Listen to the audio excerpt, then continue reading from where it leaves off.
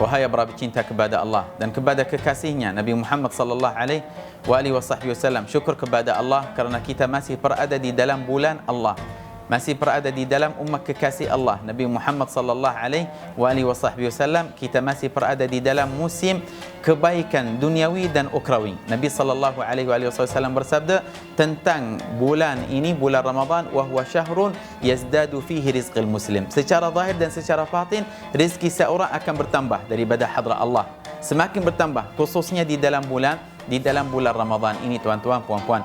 Di antara amalan yang disunnahkan kita jaga di dalam hari-hari yang masih berada di dalam bulan Ramadan ini ialah, tuan-tuan, puan-puan, ialah beri makanan kepada orang yang puasa. Tak kira fakir atau miskin ataupun tidak, janji dia puasa.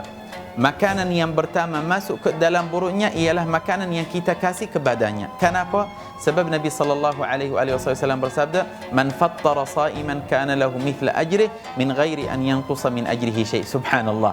Orang siapa yang beri makanan kepada orang yang puasa, dia akan dapat pahala sama seperti pahalanya, tambah ada kekurangan di dalamnya. Subhanallah. Kerana itu di antara amalan salaf salihin, dia berusaha dengan sungguh-sungguh cari orang yang salih.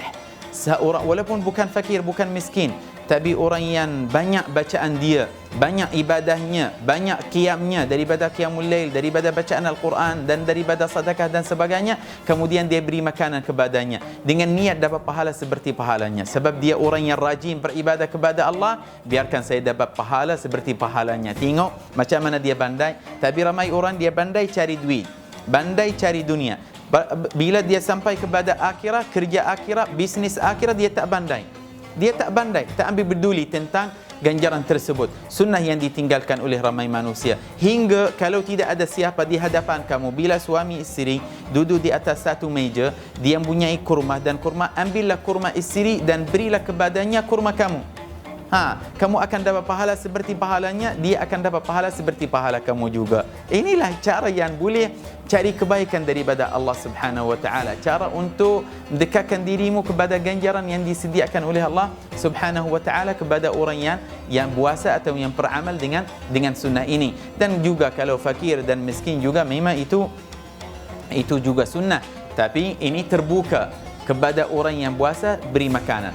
Sekurang-kurangnya air, kurma dan sebagainya. Biarkan makanan yang pertama masuk ke dalam perut mereka ialah makanan yang kamu beri kepada mereka, akan dapat pahala sama seperti pahala mereka, insya-Allah taala. Dan fokus betul kepada orang yang rajin beribadah kepada Allah Subhanahu wa taala, yang rajin qiyamul lail, yang suka kerjakan salat tarawih 20 rakaat lebih dan sebagainya, yang suka mengaji satu hari 30 juz atau 15 juz atau 10 juz.